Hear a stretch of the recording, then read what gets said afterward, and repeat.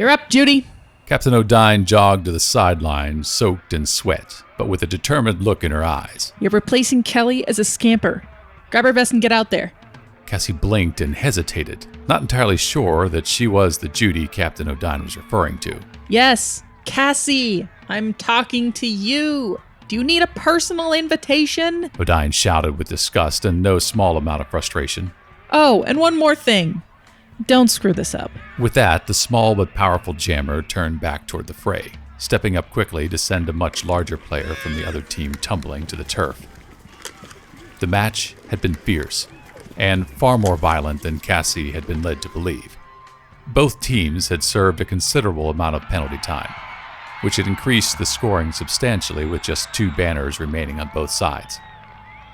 Scrambling to her feet, Cassie ran quickly down the sideline to the entry point on her own team's free zone, taking the sweat-soaked vest from an exhausted-looking Kelly Stryver.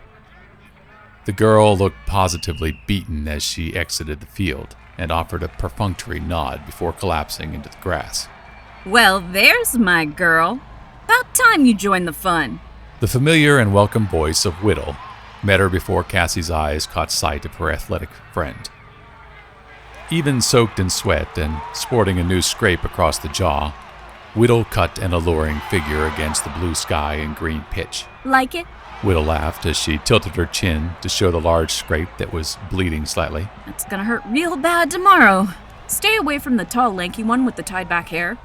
Girl must have filed her nails down for the match. She did that on purpose? Cassie queried before huffing as Whittle slapped a Velcro banner to the front of her vest. Just retrieved this one.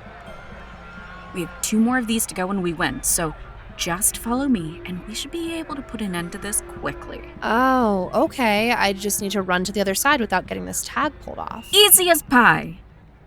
Except for the half-dozen murderers out there who would just as soon rip an arm or leg off. These rival games are the best, aren't they? Cassie had no idea if Whittle was joking or not, but her enthusiasm was infectious, drawing a smile to Cassie's face as she was only too glad to be talking to her friend again after several weeks of botched schedules and missed meetups. All right, you've got what it takes. And fresh legs to boot.